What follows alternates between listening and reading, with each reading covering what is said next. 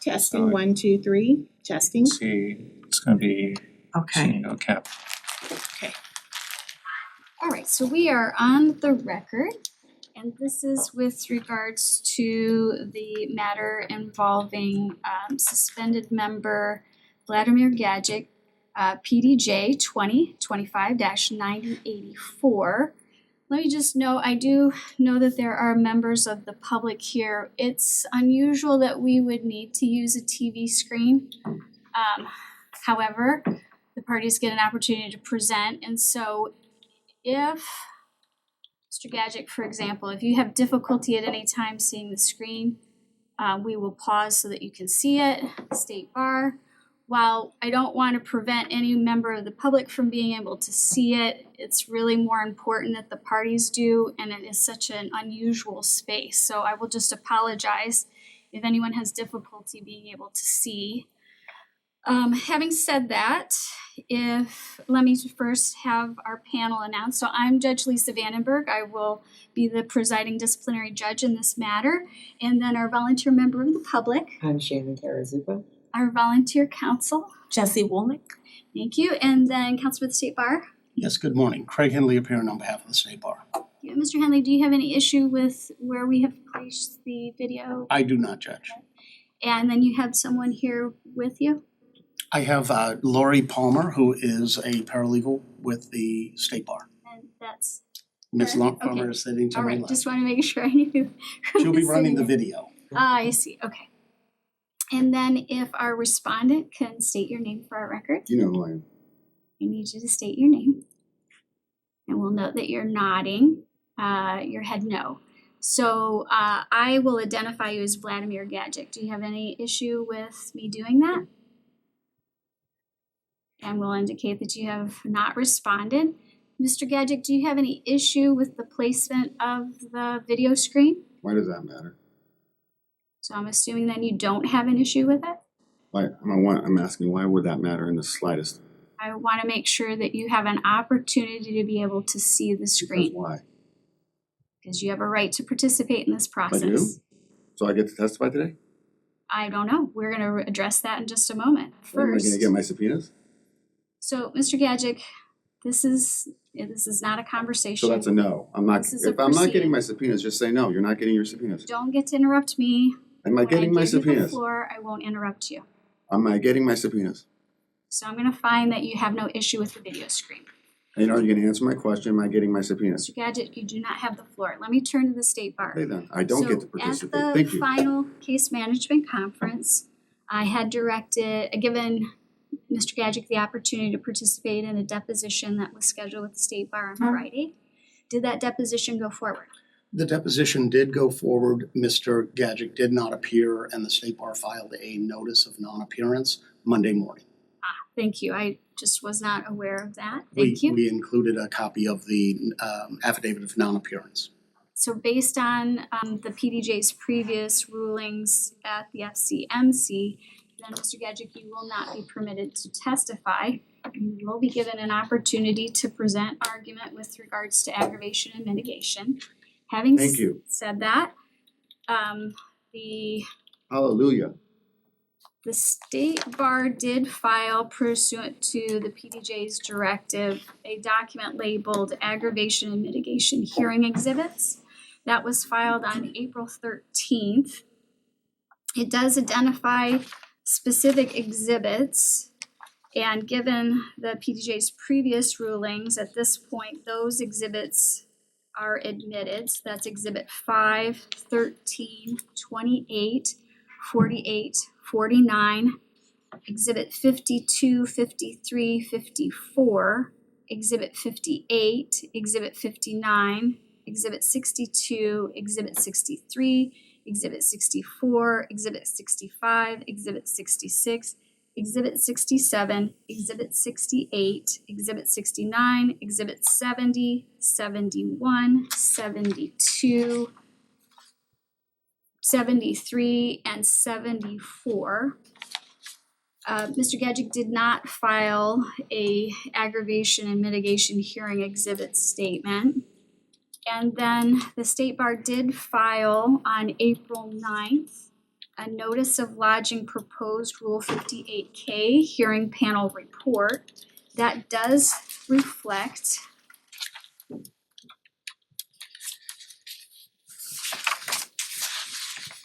procedural history on page 1 of the proposed Rule 58K. Continuing on to page 2, and then findings of fact starting on page 2 through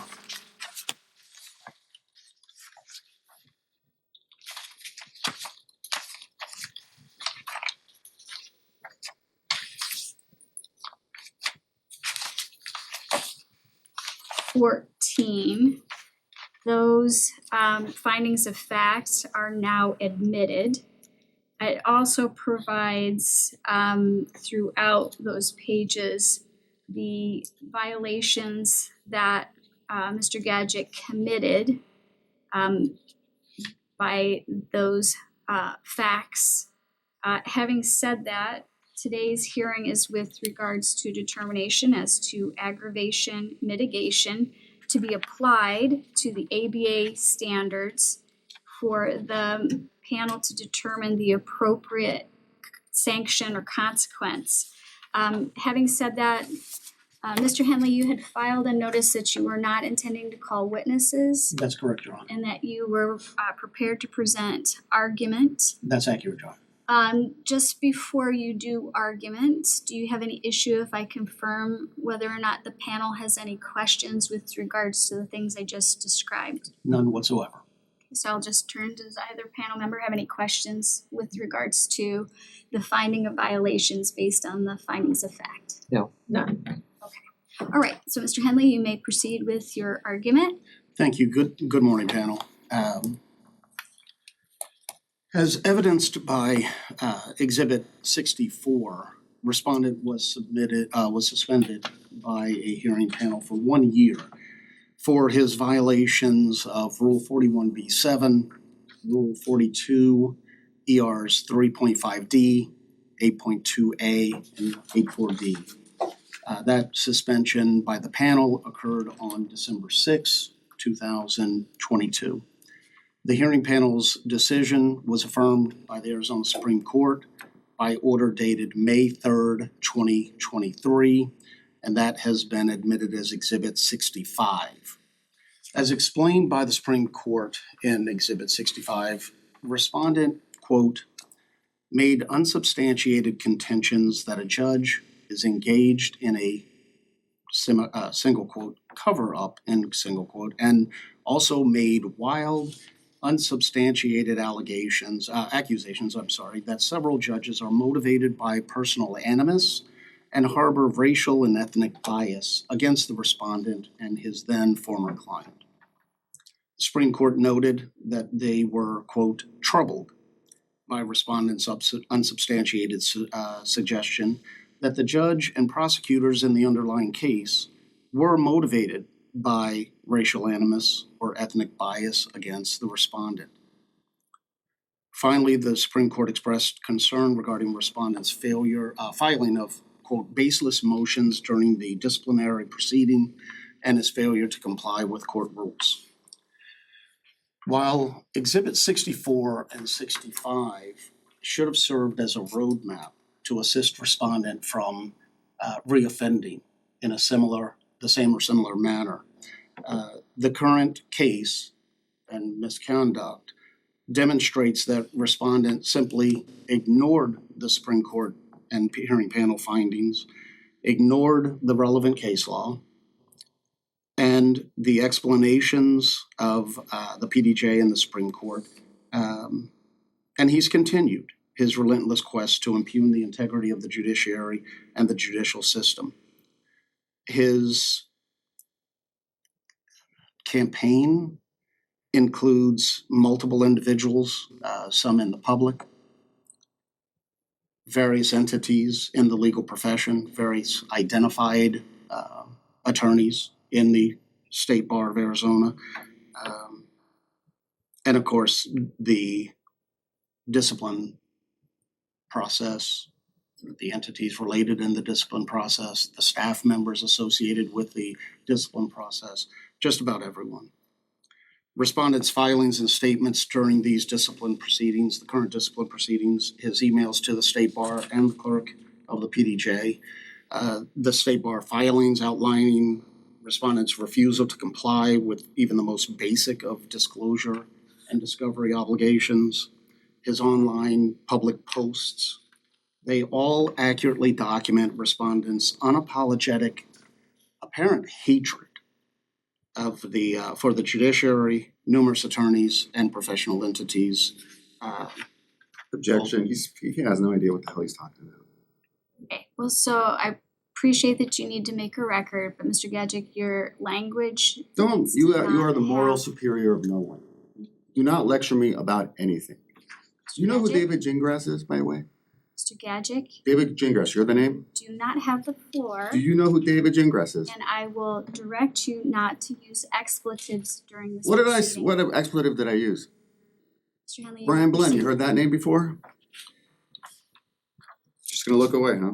He's denigrated both the past and current PDJ, the current clerk of the PDJ, and a number of members of the Supreme Court, the Arizona State Supreme Court. The record also accurately documents respondents' consistent refusal to comply with court orders and the discipline rules during this case. In aggravation, the State Bar offers the following exhibits in support of multiple aggravating factors as set forth in 9.22 of the ABA standards for imposing lawyer discipline. The first is A, prior discipline offense. I've mentioned earlier, exhibits 64 and 65 document respondent's December 2022 one-year suspension and subsequent May 2023 affirmation by the Supreme Court for almost the same exact misconduct. As the panel is probably aware, respondents' prior discipline for similar behavior alone implicates standard 8.1, which finds that disbarment is the appropriate sanction when a respondent has been previously suspended for similar misconduct. ABA standard 9.22b outlines or identifies dishonest or selfish motive as an aggravating circumstances. We believe that that's applicable in this case.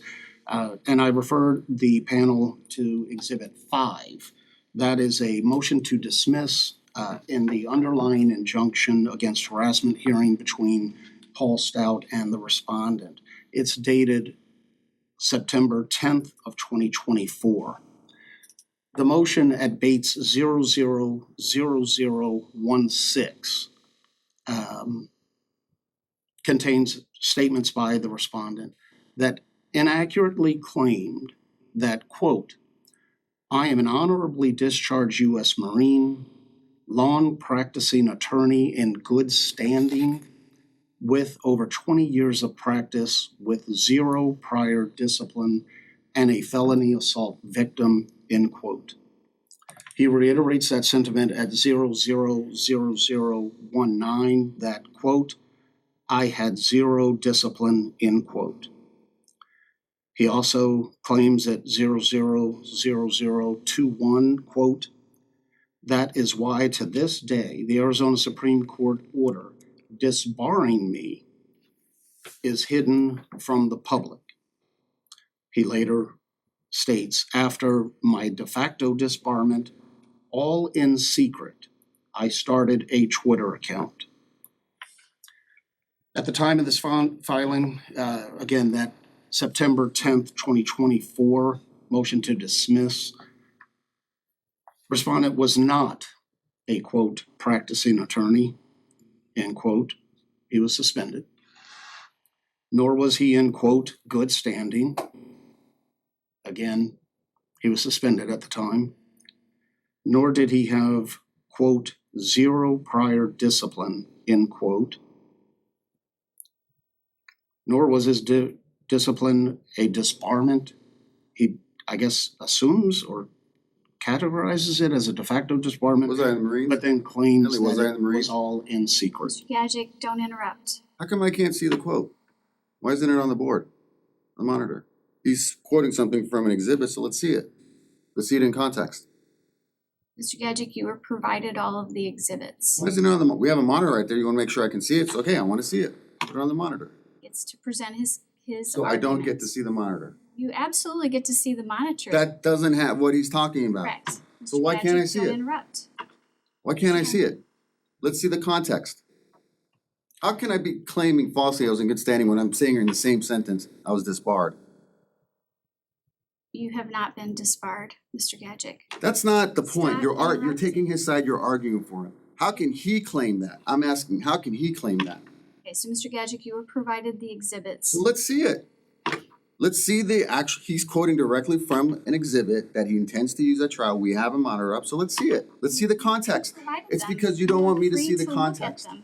What I was making at the point of my discipline, that's what the case was. And you get he an knows that. opportunity to And he's being respond, deceptive on Mr. purpose. Gadget. That's why he's avoiding eye contact with me, Mr. pretending I Gadget, don't exist. All of a sudden, you're so you brave, will huh? have an What was the opportunity- context, Henley? Mr. Gadget, do not What was interrupt the again. context? Mr. Gadget, Again, he's avoiding eye contact. okay, Let's just so see the I- statement. I am in control of this proceeding. You're not in control of anything. You're a And I puppet. want to give you an opportunity to present your position, No, you're not. but you cannot Okay, when do I interrupt. get my subpoenas then? You're gonna when get do an I get my subpoenas? opportunity After Mr. Henley completes Then I'm his gonna get my subpoenas? argument. Am I gonna get my you will subpoenas get an after he's done? opportunity. Am I gonna get my subpoenas after he's Mr. done? Gadget, you need to wait your turn. For what? Mr. Henley, proceed. Thank you. Can I see the exhibit, please? Okay, As you that's a know- no. I want the record to reflect the court is refusing to show me the exhibit that he's quoting from, allegedly. Your So I Honor- can't see the Mr. Henley, context. Mr. Gadget, you have made your record. Mr. Henley, please proceed. Your Honor, not that I want to facilitate his disruption of the proceedings, but we do have another hard set of the exhibits, if you want to make that available to Mr. Gadget. Absolutely. Mr. Gadget, I wanna see it on the monitor. I want everybody to see it. so Mr. Henley, please proceed. Thank you. So that's a no. The court is refusing to place it on When the it is your monitor. opportunity, Mr. Gadget. Is you that not will correct? You're have- refusing to put it on the monitor. I am not refusing. When it's your Okay, turn. let's see it. When it is your turn, you will get an opportunity to present it on the screen if you elect. Mr. Present Henley, what? As you know, respondent at the time of the filing was suspended by the Supreme Court over a year prior to his filing. And exhibits 64 and 65 are both publicly available through the Supreme Court website, through the PDJ's website, and from the State Bar's He's lying. records. That's a lie. Respondent made similar false claims and others in his initial response to the State Bar investigation in SB 240041, which is the case at bar, one of the counts of the case at bar. His response was submitted on June 20th, 2025, and is marked as Exhibit 59. In his second paragraph, respondent claims that his, quote, cultural style, while passionate, is not meant to offend or disrespect, end quote. I never wrote that. In addition to the list of online I would never public say posts something that outlined in the complaint at paragraphs 39, and several other, but primarily That's something you would say, Henley, but 9, not. as demonstrated later, respondent also continued publicly posting online comments that can only be characterized as both offensive and disrespectful, impugning the integrity of the judiciary and the qualifications of a number of judges. Exhibit 28 called at democracy. Bates 107 is just one example of his purported passionate criticisms of a judicial officer that he believes to apparently is not meant to offend or disrespect. Oh, is that whitehead going to strip clubs? Is that what you're talking about, Henley? Mr. Gadget, I'm going to direct you to wait your turn. Is that Go ahead, Mr. is he Henley. talking about a whitehead going to strip clubs during work hours? Is Go that ahead, Mr. what's Henley. false or inflammatory? In the third No paragraph answer. of Exhibit 59, respondent inaccurately states that he has practiced law for over 2 decades, quote, without a single prior discipline sanction, end quote. In his fourth paragraph, again in Exhibit 59, respondent inaccurately states that his Maricopa County Superior Court case of Gadget v. Maricopa County, CV 2019-05-6955, was dismissed but, quote, no monetary judgment was rendered against me, There wasn't. end quote. There wasn't. This is at odds with the memorandum decision dated April 28th, 2022, marked as Exhibit 74. I direct the panel's attention to Bates 001735 and 001742. Do you know what the difference is between an award of attorney's fees and judgment is, Emily? As set forth in paragraphs 42 through 52 of the complaint, respondent also posted altered videos, falsely creating the illusion that a judge is either intoxicated or struggling to stay awake in support of his post, entitled, quote, "Drunk, slobbering Maricopa County judge passes out in middle of hearing," end quote.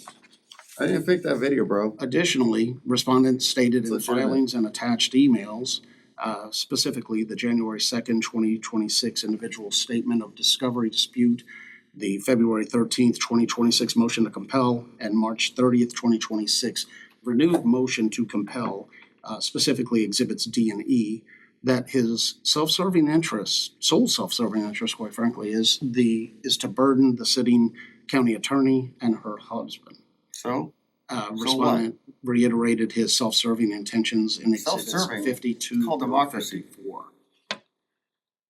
right, so at this point, we're gonna take a brief recess. So Mr. Gadget, we're gonna take a 5-minute recess to give you an opportunity to collect yourself. No, I'm collecting, I'm fine, I don't need a Cannot recess. interrupt the proceedings. Don't tell me what to do. If you interrupt Or when we what? come back, You're gonna disbar me without a hearing? if you interrupt, You're gonna disbar me on Come a back. pretext? then I'll have to have you removed from the Fine, proceeding. then do it. Go ahead and do it. We're gonna take a 5-minute recess. I'm not changing. All rise.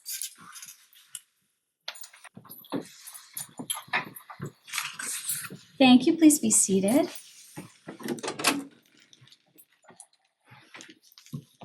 All right, so I'll note that we have both council present, and Mr. Gadget's present. Our panel is present, and members of the public are present. Mr. Henley, you may proceed. Thank you. Moving on to the next aggravating factor that the State Bar believes is applicable in this case.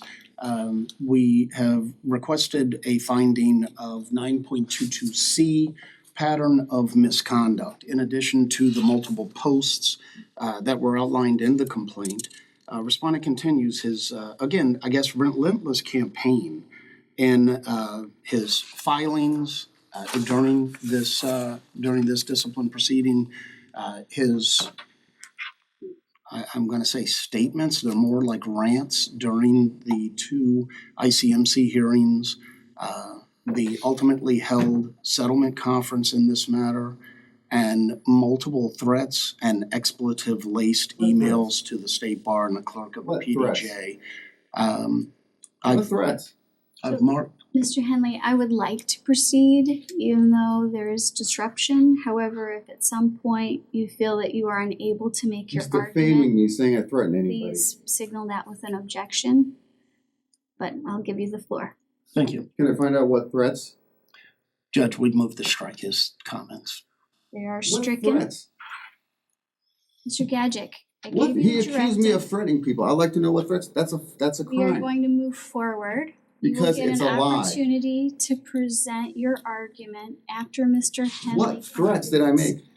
Mr. Henley, proceed. Thank you. We have marked the emails to the between Mr. Gadget and the State Bar and the clerk of the PDJ as Exhibit 66.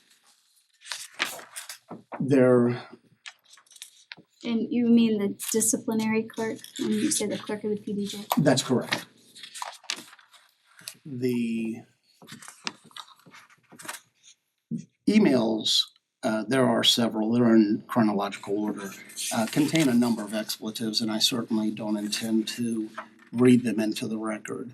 I'll just read the threats into the record. I certainly do believe that it would be important to identify Bates 001720.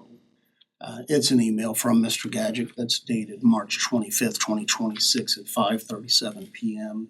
It's sent to the email address of office pdj@courts.az.gov. It was also sent to the LRO website for the state bar.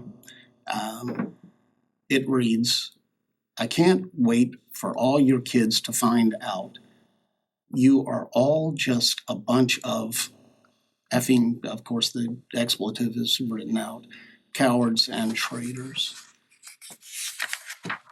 He reiterates a number of the same statements, I guess.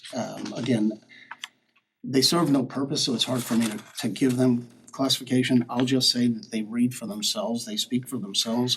But in 001722, Mr. Gadget wrote in a separate email, again claiming that there's some sort of racial or ethnic bias. Obviously, it's just because I'm foreign-born and Slavic, so I don't deserve any rights, but I'm too stupid to know that. Y'all are gonna own this.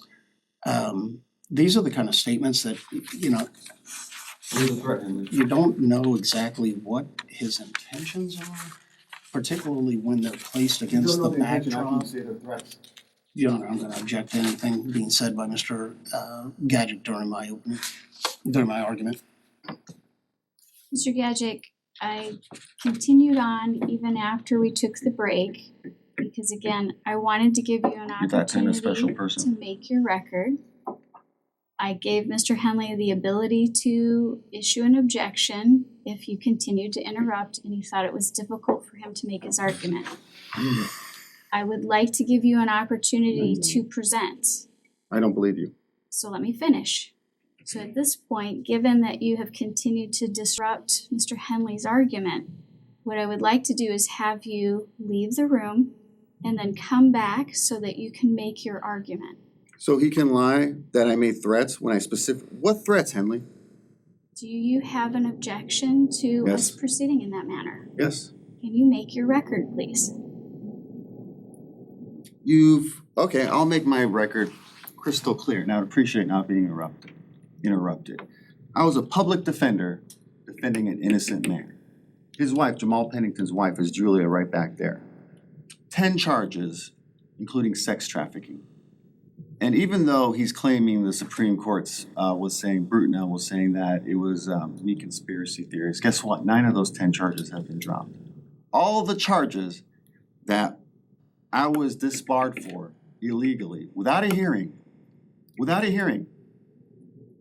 9 of them have been dismissed.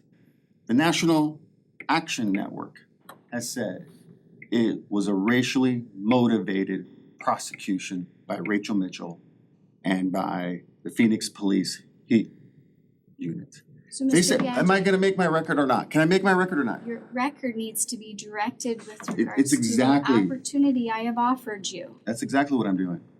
So if you would direct your comments and Why are you your cutting? argument What, you got something better to with do? regards Why can't I to- just say that? What's the downside of me just saying that? you have to participate according to the rules. You have Why? not done You that don't. thus far. He doesn't. Why do I? So, Mr. Gajic, if you would like to make a I record was, and you interrupted me. with regards to your objection to me having you I'm step out. doing exactly that, and you're cutting me So off. you will focus your objection and record with regards to whether or not you would like the opportunity to return to make your own argument. And I can't hear what he's lying about me, like saying that I made threats. I'm not going to be able to know that. Well, that's the way I see it right now. I know how you see There are it. two options. One is because Mr. Henley has the right to present his argument and you've disrupted that, having you step out while he completes his argument so that you can come back in and make your argument. There's one option. The second is to simply have you removed, period. Or Look, I'm not going to leave here voluntarily. If you're telling me I'm removed, then I'm removed. you can But I remain want to silent. make my record, and you stop me from making it. Okay, so at this point, you are not willing to just remain silent while Mr. Henley is making I'm his not argument. willing to remain silent while he's lying. Even if you're given an opportunity. Why are you okay to with him address lying? that.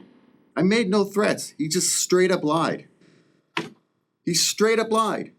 If there's a threat anywhere, read it to me. Let's hear it. Why is that okay with you?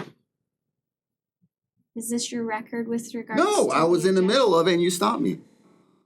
Can I continue with my record or not? To make your record with regards to me removing you, yes, proceed. Fine. Like I was saying, 9 of those 10 charges have been dismissed. Only 1 charge remains. I was never given an opportunity at a hearing. At the point of my illegal disbarment, I've been over 20 years practicing without any discipline. I am an honorably discharged Marine. And if anybody has ever served, you know that liberty and due process and the Constitution is not written on paper. It's written in blood by the sacrifice of patriots who defended this country before. And it applies to black folks just as much as it applies to white folks, all right? And that's why I was a public defender, trying to give a guy a break, his day in court. And to stop that from happening, Mitchell ordered me taken off the case. And yes, everybody knows, as well as I do, Whitehead was going to strip clubs during work hours, and everybody's covering it up. And everybody knows that. And everybody knows about Garbarino and whatever else. But I won't get into that. What I will get into, and it is true because it's still not up there, the Supreme Court is hiding the decision of my illegal disbarment. They put it up 2 months ago, but I know it was only put up 2 months ago because of the Wayback Machine. Anyway, so what do? I got all the free time in the world. I go on Twitter just to talk about it. And so then Mitchell complains to the NAACP, telling the NAACP, if I don't stop tweeting about Jamal Pennington, she's going to yank his case from integrity review. I know that, and you know that, because it's in the motion, my anti-SLAPP motion, because I have the text message from Mitchell to Miller saying exactly that with my tweet on there. This is 2 years ago or 3 years ago. This is before Paul Stout ever shows up. I have like 3 followers on Twitter, and she's telling Miller, I have to stop tweeting or Jamal's case is never going to integrity review. It was a lie anyway. It's not in integrity review, and Henley knows that. And that's the only purpose I had, my selfish motive, was to make sure Jamal Pennington, her husband, got his day in court. And then she sends Paul Stout after me. I don't know who he is. Just some random troll coming after me, making fun of me for being assaulted in court. He posts a picture in the video of my assault in court, mocking me, making fun of me, calling me disgraced. I have no idea who it is. Turns out that's Rachel Mitchell. Rachel Mitchell's fiance. I only find that out through somebody else. And I want to know is, why is Rachel Mitchell using her secret fiance to troll her critics? She wasn't even coming after just me. It was Jimmy Jenkins, it was Stephen Lemons, it was a bunch of people. How is that okay? Why is the state bar of Arizona okay with the county attorney using her husband to troll her critics and to silence her critics? So, Mr. Gadget, That's what I would like to know. Focus on That's exactly what I'm making a doing. record with regards to your non-compliance with the court's I'm directives. perfectly compliant. I'm perfect. I'm making my, Just am I gonna make my interrupted record or not? multiple times. Your record needs to be focused, Mr. Gadget. it's laser focused. Like a pin Proceed. drop, like a needlehead. Proceed. So, like I was saying before, I was interrupted. Paul Stout, and I know that because he was using his name and his photo, was trolling me. The story comes out, written by Miss Rachel Alexander, why Rachel Mitchell is using her fiance to troll her critics on Twitter. I have 5 followers on Twitter. Why would she care what I have to say? And isn't there something called the First Amendment? Stupid me, you know. I guess being a foreigner, you don't get First Amendment rights in this country. But then Tilden Katz, who is Paul Stout, comes after me hard, comes after Miss Alexander hard, and a bunch of other people with all sorts of nasty, nasty tweets. And Paul Stout, who is Tilden Katz, outs a gay man who's running for office to make sure all his conservative voters know that he's secretly gay. And we all know who that is. And that's Paul Stout. And that's Rachel Mitchell who did that. And you know who that is. And that's what you're trying to cover up today. So when I just start asking questions about why is Rachel Mitchell's husband or fiance using her husband to attack her critics. That's all I'm doing, asking questions. Mitchell sends the FBI to my house. The FBI to my house, to my living room to threaten me, saying if I don't stop tweeting about Rachel Mitchell and Paul Stout, I'm going to federal prison. The FBI to my house to threaten me with their hands on their guns, practicing and getting ready to drop. Do you know why that is? Because Mitchell told MCSO and the FBI I was a sovereign citizen and to shoot me in my own living room. That's why she sent the FBI to my house, lying about me being a sovereign citizen, because she wanted to take me out. She wanted to silence me, just like she told Andre Miller. And you know all that. It's in that motion that you just rejected, full of mentions to Brian Blem, chock full of Brian Blem mentions to Brian Blem, who tweets that the CIA is running the Supreme Court, but you don't know who Blem is, and you don't know who David Gingras is, even though you talked to him the day before.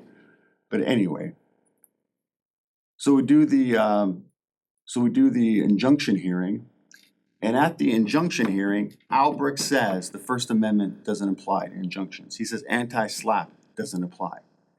And Stout gets on the stand and says that he worked for DCS. He says that I'm impersonating him. He never worked for DCS. He just made that up. I know that because I tried to get the records, and he said, no, he never worked for us.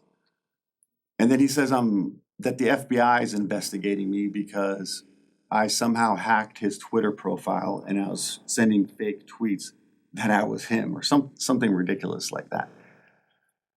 And I don't even remember all the stuff he said. So Mr. Gadget, But- I'm gonna bring you back to You're gonna interrupt me again? I would have been done by now if you had comply. stopped interrupting me. Your failure to comply with the directive not to I would have been interrupt done Mr. by Henley. now. So I mean, you're gonna take my license. Can I just have 5 minutes just to tell my side of the story? Maybe now? Maybe?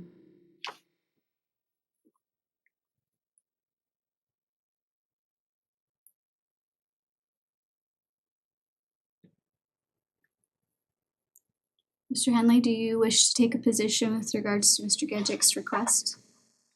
Judge, this is all irrelevant.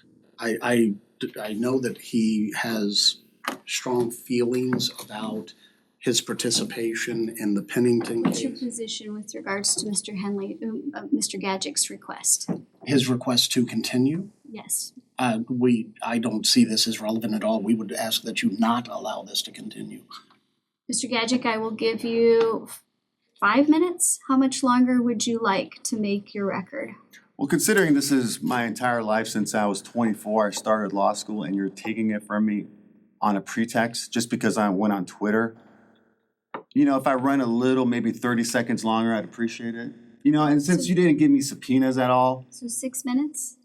give or take, you know, is 6 minutes, do you think, can I have 6 minutes, maybe a 6 little bit minutes. longer just to 6 minutes. try to salvage something of 30 years as a lawyer? 6 minutes Oh, to okay, make your thank you. record. Thank- that's so nice of you. With regards to removing you. So, Albrecht says anti-SLAPP doesn't apply in injunctions hearings. And Stout says whatever he says. Mitchell, coward that she is, doesn't show up and testify. But before that, the bar complaint that Henley sent me, and you have it, and that's record, Mitchell specifically said right in there, he's been criticizing me for months on X. I want him disbarred. She said that right there in the bar complaint. I don't know if the panel has a copy of it, but that's what she said.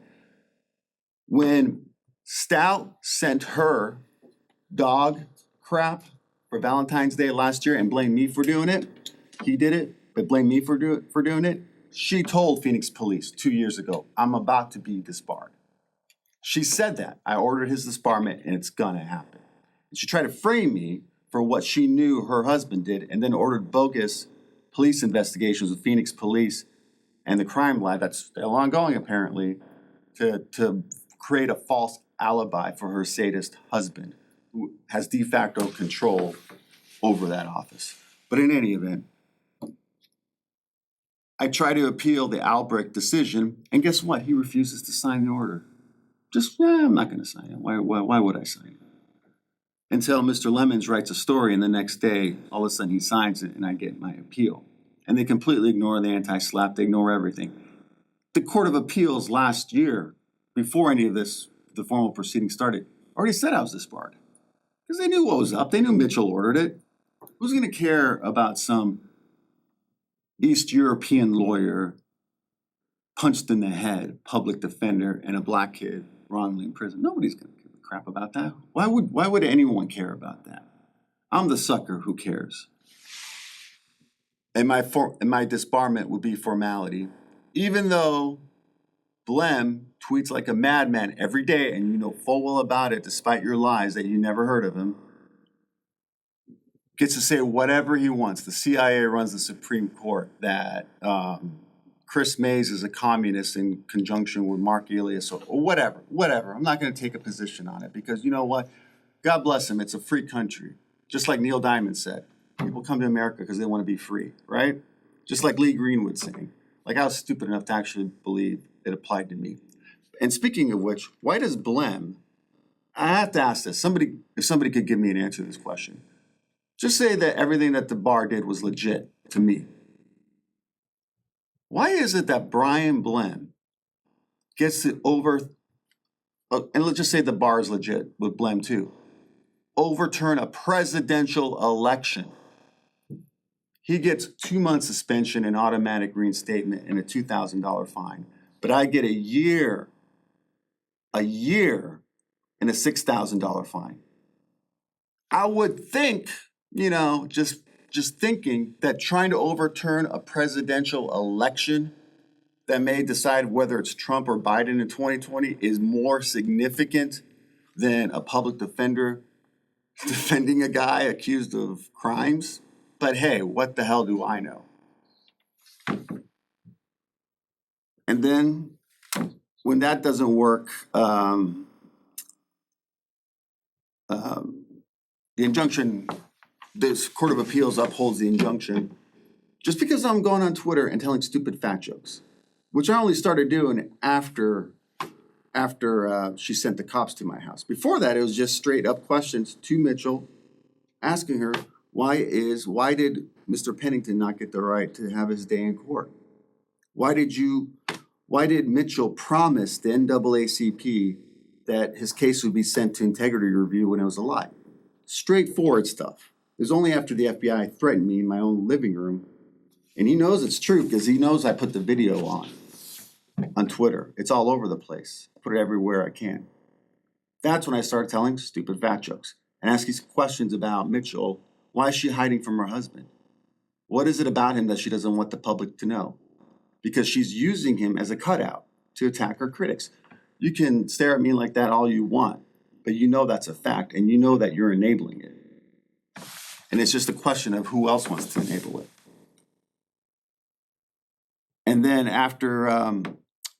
then Mitchell tries to get the Attorney General Mays to prosecute me in Pima County for whatever reason. I guess that went nowhere. And then they wanted all of my Twitter records. They sent a search warrant to Twitter, demanding not just my Twitter records, but anybody I've ever talked to on Twitter.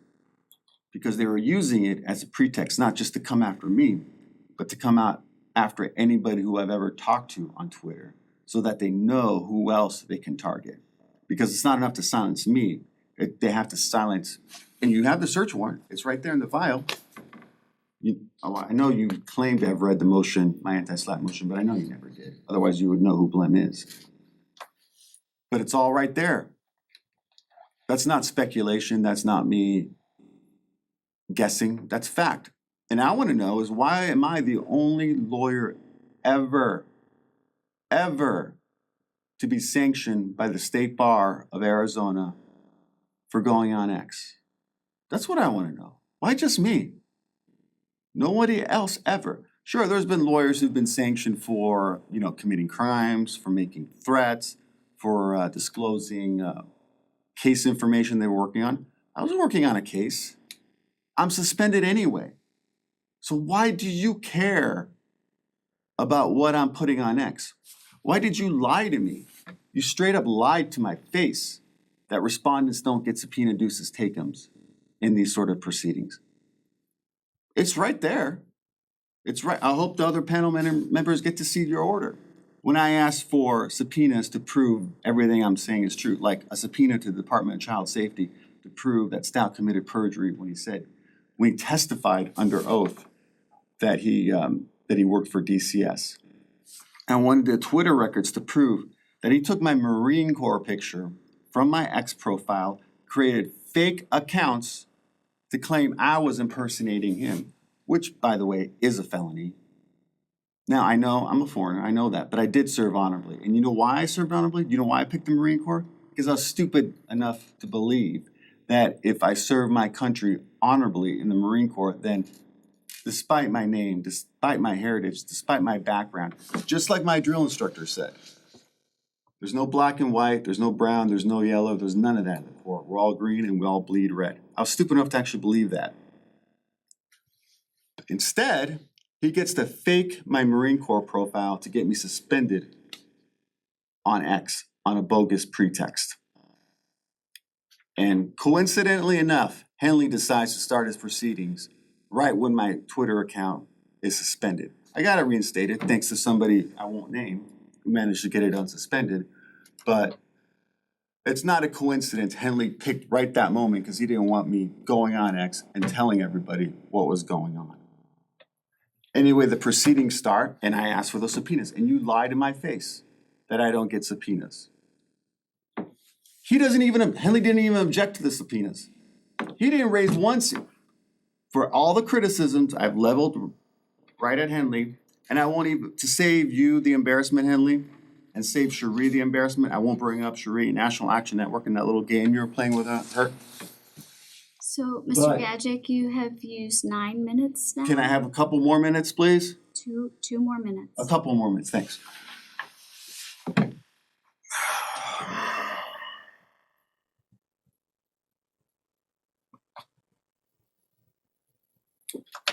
I asked for the subpoenas and you lie to my face. To my face. You deny my motion to dismiss for anti-SLAPP. Oh, you didn't file an affidavit. There is no prima facie case of retaliation. Even though Mitchell said right in her complaint, I wanted disbarred for criticizing me. She says that right in the complaint. How's that not a prima facie case of retaliation? How's that not a prima facie case? I mean, I know why, but it's a rhetorical question. Oh, and Henley didn't object to my subpoenas for Deuces taking all 6 of them.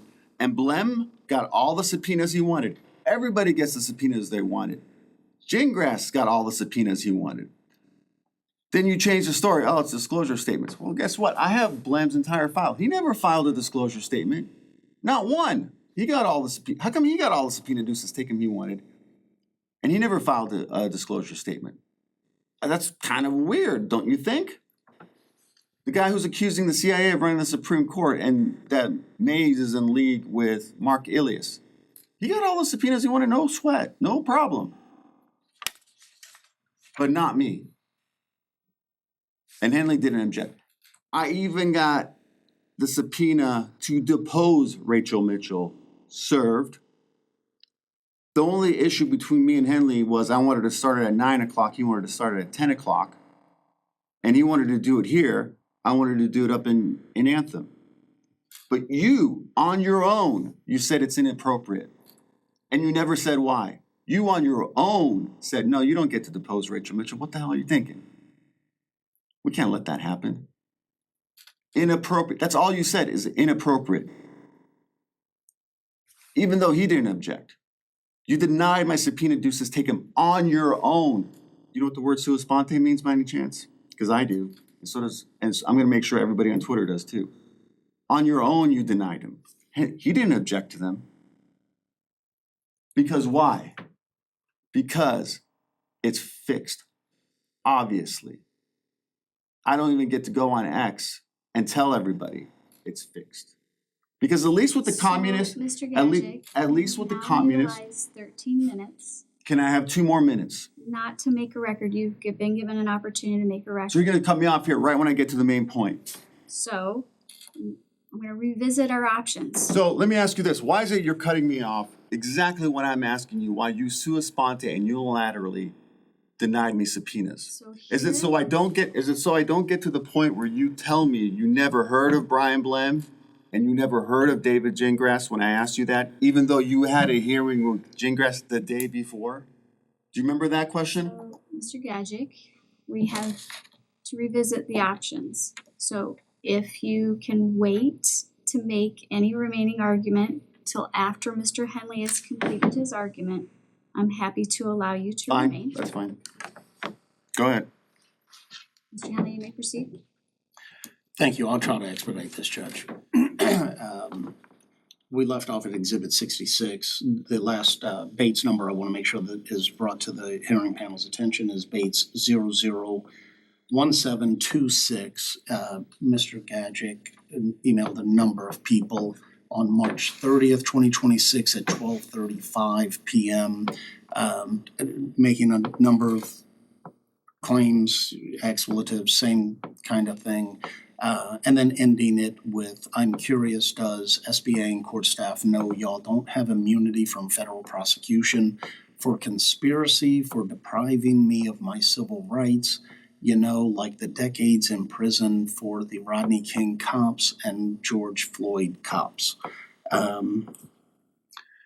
As evidenced by Exhibits 48, 49, and 67 through 73, respondent has continually posted disparaging and demeaning remarks on his public social media account. I have identified a number of the posts in Exhibits 48 and 49. There's a wide volume, and I don't know if it really serves any purpose. You have it, they've been admitted into evidence, and they really do speak for themselves. Our position is obvious that the posts continually disparage and demean the integrity of the judicial branch, various individuals, members of the public, the state bar, the Supreme Court members, Justice Montgomery, yourself, a number of different people. Again, I think that they speak for themselves. I've identified in the filing of April 13th the particular Bates numbers that I think prove those points, and I believe the panel, it would probably be best at this point that the panel review those at your own leisure. The same with the videos. We have a number of videos, and I did identify the excerpts from the videos. Most are approximately two minutes in length. Some are even less than that. There are one or two that are in excess of 5 minutes. And so I'll leave that to the panel unless the panel wants to view that here in open court. Moving on to the aggravating factors, 9.22D, multiple offenses. I believe that's self-evident based on everything that we've heard today. E is something that was not originally pled. It was disclosed a while back in one of the disclosure statements, but we didn't include it in the 58K because we were hoping that these proceedings would be a little bit more streamlined and not as obstructionist. But I believe that E has, based on all of his actions throughout the disciplinary proceeding, but in today's proceedings also, Mr. Gajic has engaged in a bad faith obstruction of the disciplinary proceedings. That includes, and the record is replete with examples of it, respondent failed to take any steps to participate in good faith in a number of things. He failed to provide a required initial disclosure statement or any other disclosure statements, formally or informally. He failed to appear at 2 properly noticed depositions, one being court-ordered. He repeatedly filed unsubstantiated and improper documents with the court since the beginning of this proceeding, all while failing to properly file documents and respond to the State Bar's multiple requests to meet and confer to attempt to, expedite the disciplinary proceedings and resolve any ongoing, refusals, quite frankly, to comply with his disclosure and discovery obligations. His statements here today have also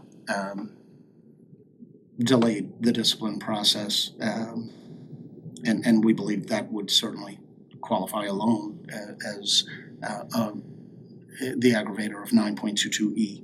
9.22G, refusal to acknowledge wrongful nature of his conduct. Sitting here today, he still blames everyone else except himself. And lastly, aggravating factor 9.22I, substantial experience in the practice of law. While his answer denied that he was licensed in the state of Arizona, he was in fact licensed in the state of Arizona as a practicing lawyer in October of 2002. As evidenced by the foregoing,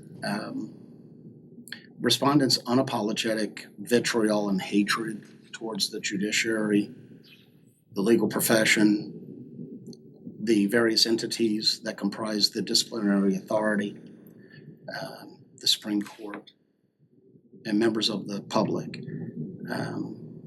It's just staggering. His relentless campaign to malign and embarrass the judiciary, members of the legal profession, members of the public, members of the disciplinary board. They not only violate the ethical rules, but they erode the public's confidence in the rule of law and an orderly system of justice. And I'm a huge First Amendment rights guy, and opinion is very important. Lawful criticism is very, very important in a system, in a free system. But when your sole goal and your repeated attacks are meant and only have one motive and one outcome, which is to impugn the integrity of individuals in the judiciary and impugn the rule of law, violate court orders repeatedly without any apology whatsoever, making, in the words of the Supreme Court in the prior case, wild and unsubstantiated allegations against various individuals who are just people trying to do their job and who are just trying to make sure that the public is protected, that to the extent a lawyer is engaged in ethical misconduct, that they understand the inappropriate nature of their actions and that they take the necessary steps to stop engaging in that action. When you put that against the backdrop of deterring future misconduct by other attorneys trying to make the world a better place, to, again, unapologetically and consistently try to erode the public's confidence in that system, it is baffling to me. The filings, failures to comply with court orders and rules, statements in open court, open proceedings, emails, ongoing online public posts, these all demonstrate that Mr. Gadget lacks the core ethical fortitude to comport with the most basic legal and professional obligations. When the facts of this case are placed against the backdrop of his prior suspension for the same and similar behavior, State Bar is left with one recommendation to this hearing panel. Accordingly, State Bar requests that the respondent be disbarred from the practice of law effective immediately in order to pay the costs and expenses pursuant to Supreme Court Administrative Order 2011-17. thank you. So members of the panel may have questions. However, I'm going to table that. I want to give Mr. Gadget an opportunity to present, and then Mr. Henley, I will confirm that you have no additional argument, and then the panel will be free to ask questions of both you and Mr. Gadget. Mr. Gadget, you have the floor for your mitigation. I wanna know, just assume that everything Henley said is accurate and true. The State Bar, you're all just really good people. You know, it's just plucking away, trying to make a living. Good, hardworking folks. You know, from Iowa somewhere, corn-fed, that sort of stuff. If that's all really true, and I'm just some instigator and problem maker and just some dude on Twitter telling fat jokes apparently is gonna overthrow the entire government. Look at me. Anyway, if that's all true, then why does Brian Blem get to overturn a presidential Hold on election? 1 second. So folks, there can't be any conversation. Mr. Gadget has a right to make his record and we need to make sure the hearing room is quiet. So if you want to have a conversation, you're free to come in and out, but please discontinue. Go ahead, Mr. Gadget. Like I was saying, and I have no ill will or anything negative to say about Mr. Blem, and he's not the only one. There's Tom Ryan. Tom Ryan tweets stuff that forces his brother to recuse himself off the case. Alex Culloden, sure we all know who he is. He says his standard retort is blow me all the time. He says he wants Gaza wiped out. He wants Americans to wipe out, to kill 2 million people, to commit genocide. His literal tweet was he wants the far west side of Israel to be beachfront property because he wants 2 million Gazans to be killed by American bombs. He tweets that. That's perfectly fine. He says, and I know that for a fact, and you know it too because it's in the motion. Everything I'm saying is in the motion with screenshots. He says that a random citizen is an FBI infiltrator. He just makes it up and he gets away with it. I don't even know who else I quoted in there. But I am far from the most vitriolic or aggressive tweeter on X. I might be the funniest. The only thing that I'm doing though is I'm telling the truth. Because it's just like Tucker Carlson says, you don't get in trouble for lying. You get in trouble for telling the truth. So I want to know is if everything Henley is saying is legit, why was Blem given an automatic reinstatement? But I got a year. I would think, again, not to beat a dead horse, but trying to change the president of the country is more egregious, because it kind of sounds like sedition if it was actually legit, than trying to defend a black kid from prostitution charges. But what do I know, right? And I want the panel to know too. I specifically asked her, Van Amberg, about Brian Blem. She said she read my motions. It wasn't just in the motion to dismiss. It was in 2 motions the week before. So this is in a hearing last week on the phone. The week before, so 2 weeks ago, I filed a long motion, a response to one of his, extensive discussion about Blem. Extensive about his decision versus my decision, just the points I'm making right now about the factors, blah, blah, blah, the criteria. He flipped off Blem, and I'm glad he did it. He flipped off the bar. And he put the video on YouTube or Twitter or somewhere, or maybe it was TikTok. And I took a screenshot of him flipping off the bar the day of his suspension hearing, whatever, 3 years ago. And the picture is right there in the motion that I filed 2 weeks ago. So then when I asked her, right there, the lady sitting right next to you, why did Blem get all the subpoenas he wanted? She says, oh, I don't know who you're talking about. Really? Because you said you read all my motions and he's all over the place. So how could you have read my motions if you don't know who he is? That's kind of weird, I think, right? Then I asked her, because I ran into David Gingras and the whole Laura Owens thing. He tells me, why are you having such a hard time with the subpoena deuces taken? Because they're kind of like routine.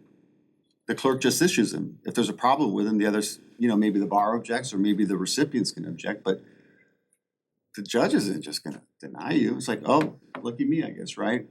So I ask her that. I go, how come Gingras? And by the way, I don't make this point again. Blem never filed a disclosure statement, right? Because there's no requirement I have to file a disclosure statement. She's just making that up out of thin air. Why didn't I file a disclosure statement? Because if I do, then I'm conceding the point. Then they're saying, see, you admit you're wrong. And then they're just going to come up with some other pretext to deny me. Well, you're wrong the first time, you're wrong again. So why should I admit to a pretext that's bogus just to invite another one? Why should I participate in a process that is obviously rigged from the start? Don't believe me it's rigged? Look at the bar complaint. Mitchell said it right then and there. I want him disbarred. She told the Phoenix police before this all started, he's going to be disbarred. The Court of Appeal said it last year. Because it's rigged, you don't want to believe it, then don't believe it. All I can do is when I go on X is tell anyone who will listen. If you don't want to listen, then I can't make you listen. But it's right there. But going back to Miss Lisa over here, on Tuesday, I think it was Tuesday, last Tuesday, so a week ago, I asked her again after she says she specifically says she doesn't know who Blem is. I bring up Gingras, why he got his subpoenas. She says, we're going to talk about that. Then later again, I ask her again the same question. After we're trying to change the subject, I go, and then you know what she says? I never heard of these people. I don't know who you're talking about. I call it Gingras, and he tells me, that's weird because I had a hearing with her the day before. So on last Wednesday or Tuesday, I have a hearing with her where she says she doesn't know who Gingras is. The day before she had a hearing with him, a 20-minute hearing. So I do a motion to get rid of her because she's biased. And Seferin, the panel judge, says, well, no, because it's hearsay. What you're saying is hearsay. So all my allegations about her being biased, that she's lying about not knowing Gingras to cover up the fact I don't get subpoenas, that I don't get any rights, but everybody else does. That's just me saying it. That's just, I just invented it out of whole cloth, apparently. It's public record. We all know it's true. It's right there. You don't care, then you don't care. I can't make anybody care. But you have to ask yourself, why is it, if this case was legit against me, why don't I get a chance to defend myself? Why don't I get subpoena duces taken? Why don't I get a chance to depose the county attorney? You want to talk about the rule of law? You can talk about it all you want. You can talk about these plucky upstarts working at the bar just trying as darn hard as they can and put a nice face on it or try as hard as you can. But I want to know, why isn't the county attorney with the power of the death penalty ordering a defense attorney disbarred problematic? I would think a county attorney should maybe have thicker skin, should maybe just, I don't know, ignore me. If she just ignored me, if Mitchell just ignored me, I would have quit Twitter after 2 weeks, because what's the fun in that? What's the fun in that? There is no fun. There's no point to it if I'm just being ignored. But she created this. Why isn't the county attorney ordering a defense attorney disbarred for criticizing on Twitter? Why isn't that kind of problematic? Speaking of problematic, Larry Koploff said it and the other lawyers said it. Mitchell tried to frame an innocent woman, Nubia Rodriguez, for murdering a cop. That's the lady who ran over a cop by accident, who ran out in front of her. And they hid evidence. They hid the video. They did, I don't know what else. It's all over ABC 15 if you're familiar with the story. And Koploff, if you know him, he's a great guy. He's a stand-up guy. And he has juice. But if Nubia Rodriguez had a public defender, she'd be in prison right now. Right? The only reason she wasn't convicted is because her lawyer had media connections to get the story exposed. And the judge even said this is a bogus case. He even said it's a bogus case. Koploff files a bar complaint, and guess what happened? It was dismissed summarily. Summarily dismissed. Wasn't investigated at all. The bar does nothing. The county attorney tries to frame an innocent brown woman, a brown woman. Happens to be just a random coincidence. She's brown, but Charles Ryan points a gun at cops and he gets probation. That's a different story anyway. But a brown woman almost gets framed for a murder she didn't commit, costing the city of Phoenix, what, $15 million in the settlement. The bar couldn't care less. They couldn't care less. But you know what they do care about? And it's right, and it's in his discovery packet because I saw it. I tweet about it. I tweet, why does Rachel Mitchell get to frame an innocent woman for murder and the bar doesn't care? That's literally my tweet.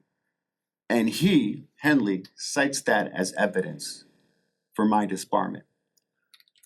So the bar doesn't care that the county attorney tries to frame an innocent woman for murder, but they disbar me for tweeting about it. That is dystopian. Is there That an is- exhibit number, Mr. Gadget? It's somewhere in there. Okay. But if you've read Kafka, if you know the trial, you know, the guy turns into a cockroach or something like that, I don't think he would even believe something like this. Like even the communists back in the day, even the KGB, even the Gestapo, right? The people who tried to murder Adolf Hitler. They weren't hiding what they were doing. We knew what they were doing. I mean, that's the whole point. Even they gave the condemned a chance to say his side of the story. But I didn't. Because that's how they operate. Now, I know it may be hard for you to believe, wow, that's kind of crazy talk. But tell me then, why, if I was engaging in conspiracy theories, then why were 9 out of the 10 charges against Mr. Pennington dismissed? Why does Rachel Mitchell care about my Twitter account? Why does she care? I barely have any followers. If I'm just making stuff up, then why does Brian Blem just get automatic reinstatement for trying to overturning the presidential election or trying to overturn the presidential election? And I could go on, but I won't bore you with the details. Just a couple more points, and I'll be done. And as far as Mr. Henley is saying, hatred for the judiciary, no, I do not have a hatred for the judiciary. It's actually the opposite. It is complete opposite. In Sweden, the UDBA, that was Tito's secret police. My folks ran away from Yugoslavia. They went to Sweden. Before that, we were in France. That's where I was born. They went to Sweden, and the UDBA came after my folks, and they said, "You're going to spy on the other Yugoslavs here, or we're going to hurt your kids. And if you do spy on them, we're going to make your life great. We'll give you money, privileges, all sorts of stuff." And my dad said, "No, I'd rather die. I would rather die than betray another man's freedom." That's what he said. And that's why my folks have been behind me this whole time. Speaking of which, and this is kind of bizarre, in the body-worn camera, so when Stout mails Mitchell the dog poop, I mean, it's right there on video. She calls the cops to show up because she wants me, I mean, she's telling them it's me. And she says, you know, she's saying, he's committing, the county attorney is literally telling the Phoenix police she wants me prosecuted for extortion and I think bribery. It's right there in the recording. She also tells the police, and this kind of freaked me out, but she goes, you know, he's a disbarred, she knows everything about me. He's this disbarred lawyer. He lives on a compound. She used the word compound. You know, like David Koresh, if you remember the Branch Davidians back in the day. It's right there in the recordings. You don't have to take my word for it. With his parent, he lives on a compound with his parents raising goats and chickens. And I do have goats and chickens, but how the hell does she know that? I have 60 chickens, roosters, I have goats, and I have ducks too. Why does she know that? And no, I don't live with my parents. I have my own house. But why would she know that? Really, why would the county attorney know something like that? Because she's spying on me. I'm living in her head, rent free, and she's retaliating against me for criticizing her. And if you remember what Henley said, oh, I don't have a problem with lawful criticism. Well, guess what? First Amendment says all criticism is lawful. I didn't make any threats. I didn't say anything illegal, because if I did, I would be in prison right now. All criticism is lawful. That's the point. That's the point. And you're begging the question, Henley, the proper functioning of the judiciary, rule of law, and all that. How is the public supposed to know that? How is the public supposed to know that? How is the public supposed to know that a judge like Charles Whitehead is going to strip clubs during work hours? It's undisputed. Henley doesn't dispute it because it's true. Whitehead is bragging about it. He brags about it. If you don't know who Whitehead is, he tried to let off the guy. He tried to let off the guy who killed Allison Feldman. No. There's a woman, Allison Feldman, who was murdered by a guy. They had his DNA, and he suppressed the evidence on some weird technicality that was immediately overturned. Now, maybe he had legit reasons for doing it. But why is a judge going to strip club during work hours to Bourbon Street that is well known for connections to organized crime? Why? Why is it going? Why would a judge go there? And guess what? He's not going there in a trench coat and a floppy hat so nobody recognizes him. He's leaving business cards there. My private investigator went there and he says, "Hey, I recognize that guy," because he did. And he says, "Who is that?" He goes, "Oh, that's Judge Whitehead." And he hands him out a card. Why is a judge leaving business cards at a strip club? Why doesn't the bar care about that? We know why he's doing it, because he wants favors. It's called, you do something for me, I'll do something for you. It's not that hard to figure out. And you can pretend it didn't happen, even though he knows it's true. He knows 100% it's true. Everybody knows it's true. He's bragging about it. And you can come after me for disparaging and denigrating the judiciary.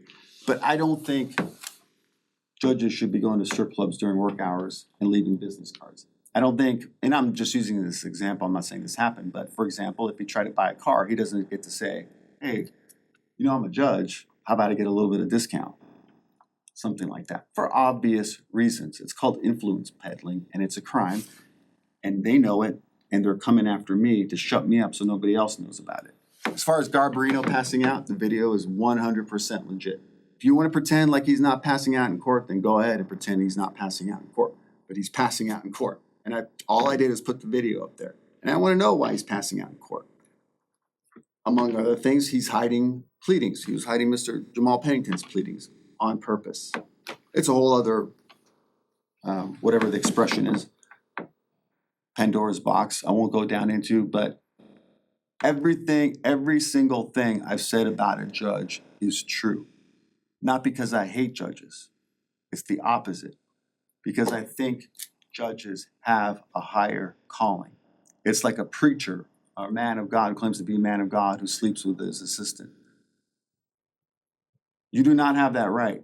And you don't get to shut up anybody who criticizes you for what you do. A judge, somebody like her especially, has a moral obligation beyond just the law. She has a moral obligation to the community and to the people to ensure that there's equal access to justice. And they intentionally denied it to her husband just because he's black. Just because he's black. The case agent in that case, in Mr. Pennington's case, she was talking with a defense witness, one of my witnesses, who said Jamal was innocent. He had been accused of sex trafficking, right, of being a pimp. There was a woman, her name was Kimberly Dickinson. In the police reports, it says right there, no, he's not the pimp. It's a guy named Stacks. I know it's Stacks. And she's saying this to the couple. And just on a side note, if you ever seen sex trafficking in America, it's a Frontline special. It's about that unit. She tells the couple and Amber Campbell, another detective, no, those two girls' pimp is not Jamal Pennington. It's a guy named Stacks, some other guy. They show her a picture of Jamal. I don't know who he is. It's there in the police reports and it's in the recordings. For 4 years, I asked to interview Kimberly Dickinson. And we're working on it. Eventually, Kaylee Jenkins, who's the new prosecutor, comes on the scene and says, "Oh, tough, we can't find her. So you're on your own, bro. Tough." Well, we find her. She lives actually just down the street over here on Indian School by the Army base. Papago Mountain, whatever it's called, Papago, whatever. We find her, and she says, "I don't know why they're saying you can't find us. They can't find me because I talk to the couple all the time on Facebook. We've been messing each other. She's giving me money. She's helping me remember. She's helping me with my school and charity. And, she just tells me everything. She just confirms what she had told me. My investigator was there too. I go back to court, and I was still a lawyer on his case. I go to court and I tell him about it. And so they send me a copy of the Facebook records. And I don't know if I filed it in this case. I filed it in the previous case. On the Facebook records, right, there's like 10 pages. There is messaging between the couple and Kimberly Dickinson. The woman, the defense woman who says my guy is completely innocent. That Kaylee Jenkins says we don't know where she is. Her telling her, giving her money. It's right there. There's a PayPal link right there on the Facebook messaging for her charity, just like she told me. Why is a detective giving a defense witness money in secret? It's not anywhere in the police reports. It's right there in the Facebook records. Dickinson tells the couple, we showed up to try to talk to her and we want her to testify. The couple tells her, it's fine for you to say you don't remember anything. It's right there in writing. It's fine for you to say you don't remember anything, that your memory's fuzzy. It's fine for you not to cooperate with the defense. That's perfectly fine. That's perfectly legitimate. Exact quote. Just remember, your truth is what you say it is. The case agent literally tells a defense witness who says Jamal Pennington is innocent that your truth is the truth. She's telling her to lie. And it's right there in the writing, and he knows about it, and she knows about it. But nobody cares because he's a black kid. If he was a white kid, never would have been prosecuted in the first place. It would have been dropped right off the bat. And again, I can't say this more than I've already said it. It's in writing. It's all right there. And all the judges know it. And they pretended not to see it because they never brought it up again. They pretended it never happened. And Brunel, who wrote the decision, knows all about it. And so does Montgomery. He knows all about it too. So, if you're fine with that, then you're fine with that. I did my part. I told you people about it. And you know about it. And you can do something if you want to or not do something about it. That's up to you. They also, and I put up, those are the kinds of videos I was putting up on YouTube. What I was putting up on YouTube was just snippets from the court hearings. Because Jamal ended up representing himself. I'd get the FTR, put it on YouTube, and just comment on it. And say X, Y, and Z or whatever else. That's it. That's all I was putting on YouTube. And that's all I was putting on Twitter too, was literally just about Jamal Pennington. The important point, the most egregious violation of due process I have ever seen in my life is the couple tampering and bribing a defense witness so she would not testify Jamal was innocent. I've never seen that before in my life, and I don't know if I ever will.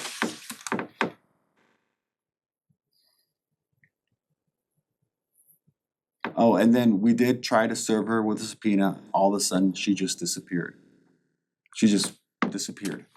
And my private investigator, the same one who saw Whitehead, he testified about all that. He testified, what I just told you about what the Facebook record said. I don't know if he testified to Facebook records, but the bulk of what I just said, he testified to. So it's not me saying it, it's also he's saying it. And all the sex trafficking charges have been dismissed. And this is the critical point that I hope everybody understands. Jamal was convicted of having sex with a minor, with a 15-year-old female. That charge has been dropped, right? It's gone. But he was convicted of it. Why was he convicted of it? Did they have evidence of him having sex with a minor? No, they did not. The minor didn't testify. She emailed the minor, her name is Ivory Horton. She emailed Kaylee Jenkins before the trial started, and there was actually a story in the Arizona Republic about it, where she specifically said, Jamal never touched me. She said that, Jamal never touched me. It was Camille. She named somebody else, Camille Pennington, who's his cousin, I think, right? She's specifically saying Jamal never touched her, it was somebody else. That email never got into evidence. Jamal wanted Ivy to testify. This is the minor, right? Because she's gonna prove that he's innocent, that he never touched her. Prosecutor gets up and says, well, we didn't do a material witness order because we never served her with a subpoena. She moved out of state, so we didn't have time to serve her with an out-of-state subpoena. I put that video up on YouTube. Her specifically saying, this is Kaylee Jenkins specifically saying, Ivy Horton never testified because we didn't have time to serve her with a subpoena. But guess what? She had already been served with a subpoena. It was right, the return of service was right there in the file. So what do? I put up a video on YouTube saying that she's saying they never served her with a subpoena, even though it's sitting right there in the file, the return of service. I put that up on YouTube, I put it up on Twitter. This is the stuff that Stout and Mitchell are freaking out about. This is what I'm putting up on YouTube, that she is helping Mitchell make sure nobody ever finds out about it. I talked to Jimmy Jenkins about it. He does a little story about it. And I have all the emails. Mitchell freaks out about it because I did a public records request to the Maricopa County Attorney's Office. I don't think I disclosed it in this case. I may have disclosed it in the other one. But just take my word for it. Mitchell demanded that Jenkins stand down and change the story, which they did. They edited it to her pleasing. Mitchell even told the editors that his appeal had been denied before sentencing had even happened. I have the letter. I have the letter. And it's on YouTube, it's on Twitter. Everything I'm telling you is all over social media. Because that's the only voice I got, and I'm gonna use it. So she doesn't testify. During the trial, it is undisputed, right? Undisputed that Jamal had sex with his adult girlfriend who's 29. And he told, everybody knows it, it's crystal clear. He admitted to orgasming him in the adult. Judge, at this point, I'm going to have to object. We're far, far afield of anything dealing with any disciplinary case or the allegations of misconduct by Mr. Gadget. So, Mr. Gadget, this is your opportunity to argue with regards to aggravation and mitigation under 9.22. And so, can you? He said specifically that I'm undermining public confidence in the judicial system, that my criticism is unlawful, that I'm disparaging hardworking folks. That's I'm basically Satan on Twitter. That was his bottom line, that I'm insurrectionist, that I'm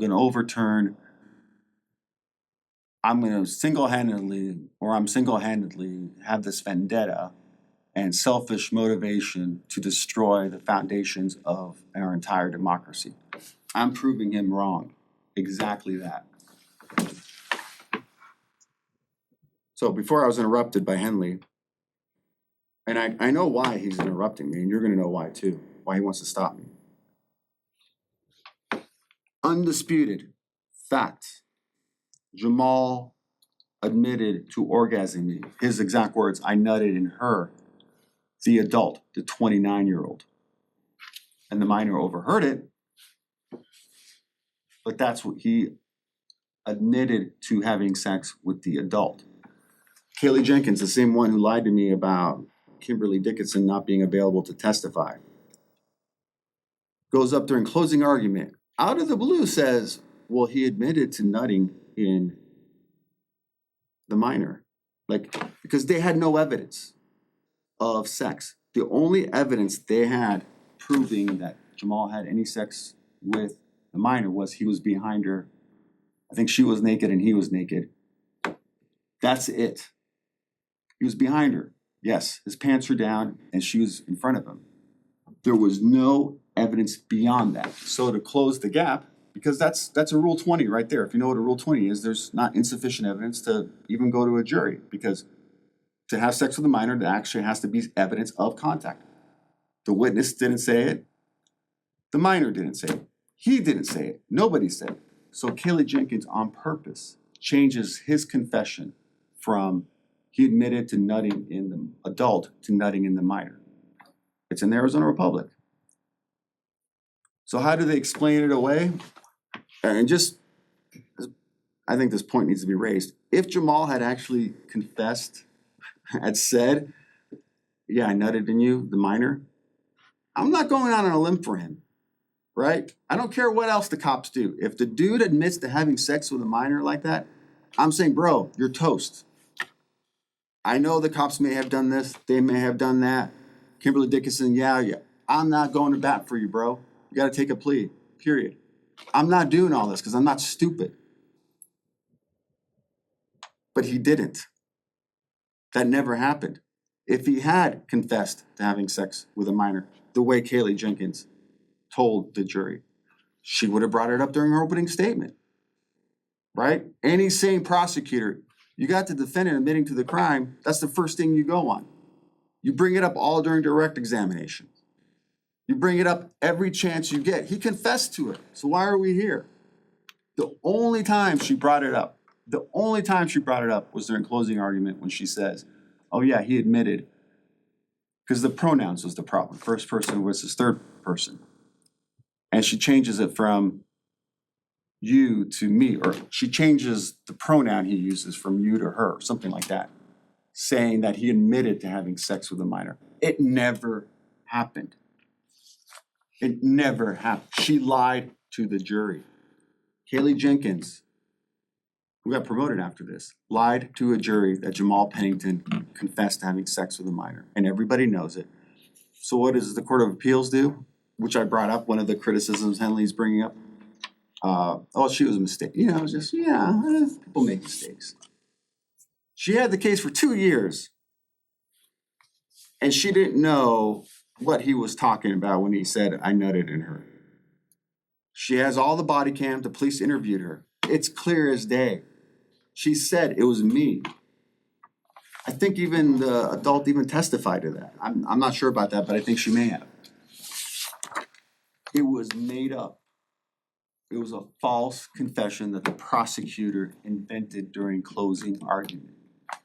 So that's what I put on Twitter, and I put it on YouTube. That's what I'm putting on. If that's denigrating the judiciary or hardworking folks at the bar, blah, blah, maybe they need a little bit of denigrating. That's the point of the First Amendment. The point of the First Amendment is transparency, is truth to power. Not insults just for the sake of insults. Sometimes I try to be a little bit funny because I like satire. I like Monty Python. I think satire is effective. I think it's funny. And it's, if I'm just saying matter of fact what happens, nobody's going to care. Nobody's going to read what I have to say. But believe it or not, the sucker that I am, I do care that her husband is wrongly sitting in prison. I do care about that, and it bothers me. And then the only reason I'm motivated, have this vendetta, however Henley wants to pass it off, is because what I've gone through the last 4 years isn't in vain if it brings justice to this man, right? Because the sentence has already been reduced from, I think, 32 years down to 17 years. His only conviction now is he's guilty for what his girlfriend did, right? Because his girlfriend admitted to having sex with the minor, and it's his fault for that. Whatever you want to say about that, it's a bogus charge, right? But the sex with a minor charge is gone. All the sex trafficking charges are gone. And everything I just told you is fact. It's on my videos, it's on Twitter. Parts of it are on the Arizona Republic that she falsified the confession. And that's why that charge was dismissed. So that's all I'm doing. Just one final point, then I'm done.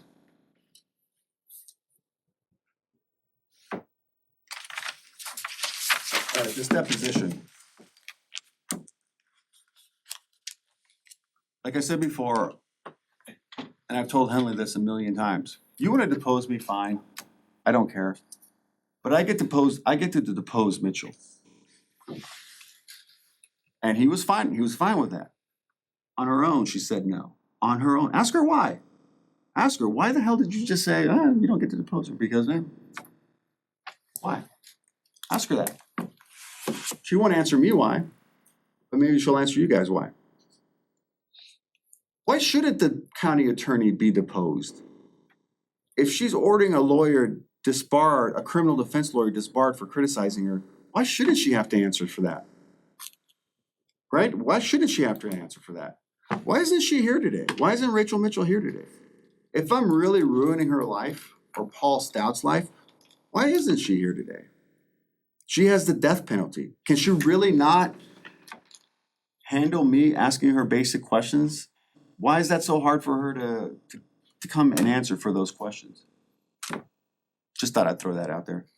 Because even in his disclosure statement, he said, when he first mentioned Mitchell, was, she's gonna testify about how much damage you caused. Okay, like really? That damage? What kind of damage can a dude on Twitter, a random jackass like me, cause on Twitter? Like I tell the stupidest jokes, like random jokes. Because they're funny and I'm bored and I got all the time in the world, that's why. That's why I do it.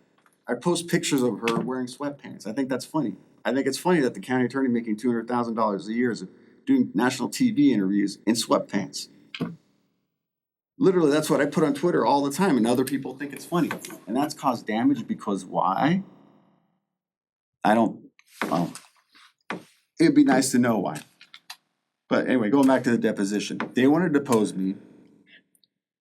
So her clerk emails an order of deposition to the bar ex parte, right? First time he wanted to depose me, I got a copy of the order of deposition. He wants to change the time for whatever reason. They don't send me the new order. They sign it. The clerk signs it and emails it to them. This is in December. It's pitch black. I live out in New River, thereabouts. My mom is at my house. She's leaving my house, and I have the security video.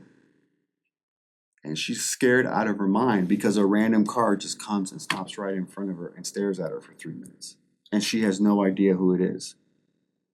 She's like 80 years old. She almost had a heart attack. She thought it was Stout, Mitchell's crazy sadist husband, was out to get us. It was the process server with a subpoena in the middle of the night, pitch black. They, on purpose, her, right there, Lisa Van Amberg, on purpose told her clerk not to tell me about it so I wouldn't know it was coming. Why the drama? Why not just knock, knock, hey? Why not just that? What's so hard about that? I asked her repeatedly, why didn't I get a copy of the order of deposition, the new one? Oh, that was a mistake. Those things happen. Yeah, right. It was a mistake. Believe it if you want. I don't. Why do you want to depose me, Henley? I testified at the hearings. You have 2 days of my testimony. You have my videos. Interview I did with Miss Rachel Alexander. You have all that. You have my tweets that you are confident are all mine. Why do you need to depose me? After I'm already found guilty, she denies me any right to defend myself. Any right to defend myself because I don't do disclosure statement. Okay, so you're saying I don't get any subpoenas, I don't get to depose any witnesses, but I have to do the disclosure statement because you hate trees? What other explanation is there for it? I was never gonna get a right to testify or defend myself. We know that. But anyway, after I'm already guilty, she signs the order again for my deposition. Why? And I figured it out. It just dawned on me. An apple fell from the tree and I figured it out, just like Isaac Newton did. This was never about disbarring me. The whole point of this was the deposition. Whether I'm disbarred or not doesn't matter. I am disbarred anyway, right? Mitchell screwed with Willencheck. I know that. And I know how she did. It's because of my posts about Gaza and Palestine. I know that. And by the way, if you guys know who when I bring up people who get to say whatever they want, Dennis Willencheck, if you know that name, he accused a candidate for sheriff of having raped his stepdaughter or stepmother. He told a client once to squeal like a pig. He's a raging maniac. The bar doesn't care at all. Anyway, the whole point of this deposition, the whole point of this bar proceeding was to get me deposed, to charge me with perjury on a pretext. Why else would they need my deposition? I'm already disbarred, let's just say de facto, essentially. Now I'm going to be formally disbarred. And he knows that, we all know that, regardless of whether I'm deposed or not. So what's the point of a deposition? To build a bogus charge of a pretext to charge me with perjury. Or maybe some other crime, I don't know what. Why else would they need my deposition? Why else would she order it after I'm already guilty? So I want you to keep that in mind if you can. You know, I have boundless optimism. If I didn't have boundless optimism, I would have just given up. But I believe that if you tell the right people, if you tell enough people, most people are good. Most people are well-intentioned. Not necessarily judges, which is a crying shame. I can tell you when I started being a lawyer in 2002, the judges up here in Phoenix were awesome. Totally awesome. The judges in Pima County were awesome. Never had problems with the bar, nothing whatsoever. And I guess my theory is Maricopa County just grew too big, too fast, and it got out of control. Too many people from out of state. I'm not going to say it's liberals from California. Some other people say that, but it's from everywhere, right? And there's no cohesion. Maricopa County is too big. Pima County, something like this would never happen because everybody knows each other, so you can tell each other what's going on, right? Things like that. And even as little as 5 years ago, I had been friends with Mark Brnovich because we had gone to the same church. I had applied to be, a commissioner, right? Because I love the job. I mean, I liked the people. I loved all the judges. I got along with them. Even Beretsky, I thought, was a good guy. So Beretsky, in his bar complaint, he said he never heard of me. I went to his holiday parties back when he was over here on 24th Street in Thomas. So I know Beretsky. I know there's a woman I knew who knew him really well. She was a public defender. He put that in his bar complaint, but whatever. I didn't bother bringing it up. But most people are good people. And these judges have too much power. They're too cynical. There's a total lack of transparency. And there has to be a means of holding judges accountable. And the people have a right to know. It's that simple. If you wanted to disbar me for going out there and telling people that a cop bribed a witness to frame her husband, then go ahead. You know, if you want to disbar me for telling everybody that a judge is going to strip clubs during work hours and leaving business cards there, go ahead. If you want to disbar me for pointing out that a judge is passing out in court, I mean, what can I do about it? But I've done my part. So anyway, that's it. Mr. Henley? No, very briefly, just one point of clarification. While Mr. Gajic has attributed knowledge, acceptance, what we've done, what we haven't done as far as investigation of various individuals in support of what he believes is the truth, it is important to note that just because the State Bar doesn't go down every rabbit hole that he has thrown out in the universe, that should not be construed as acknowledgement or knowledge of anything, particularly with respect to the other unrelated cases. He's conflated unrelated discipline cases, unrelated state court criminal cases, even world events. to the extent he's attributed any knowledge to the state bar or myself individually, that certainly isn't the case. Or certainly not acceptance of any of his beliefs. The case law is clear on all of these issues. None of this is relevant. None of these allegations are relevant. The actions of individuals that are completely unrelated to anything in this discipline case certainly does not address his violation of his ethical obligations as set forth in the complaint and all of the aggravating and mitigating factors that we've submitted. I thank you for your time and your patience, and I'm available to take any questions that you may have. I don't have any questions, let me just check, does either panel member have No. any questions?